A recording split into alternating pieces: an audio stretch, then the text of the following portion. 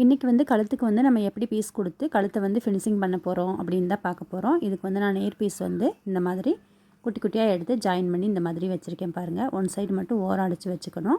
நம்ம ஏற்கனவே வந்து ஃப்ரண்ட்டும் பேக்கும் வந்து நம்ம ஜாயின் பண்ணி வச்சுருந்தோம். இப்போ வந்து பாருங்கள் 1/4 இன்ச்சுக்கும் கம்மியாக நம்ம எவ்வளோ கழுத்துக்கு விட்டுருப்போமோ அந்த அளவுக்கு வந்து அடிச்சுக்கிட்டே வந்துடணும். முன்னாடி வந்து இது நேர் பீஸ் அப்படிங்கிறனால வளைஞ்சு கொடுக்காதனால முன்னாடி வர கழுத்துக்கிட்ட மட்டும் நீங்கள் ஒரு 3 ஃப்ளீட் வச்சு இந்த மாதிரி தையல் போட்டுட்டு குட்டி குட்டியாக மேட்ச் பண்ணி விட்டுருங்க. இப்போ வந்து நம்ம அடித்த துணியவே திருப்பி வச்சு ஒரு படிமான தையல் ஒன்று போட்டுருங்க. நம்ம வந்து இது ஸ்டார் நெக்குங்கிறனால அந்த வளைஞ்சு கொடுக்குற இடத்துலலாம் வந்து ஊசியை நிப்பாட்டி வளைச்சிக்கோங்க. இப்போ வந்து பாருங்கள், அந்த துணியும் இன்னொரு மடக்கு மடக்கிட்டு கழுத்தோட கார்னரில் இந்த மாதிரி ஒரு தையல் போட்டு வந்துருங்க. இப்படி ஃபுல்லாகவே வந்து அந்த ஸ்டார் நெக் வளைஞ்சு கொடுக்குற இடத்துலலாம் ஊசியை நிப்பாட்டி வளைச்சி இந்த மாதிரி தையல் போட்டுக்கிட்டே வரணும்.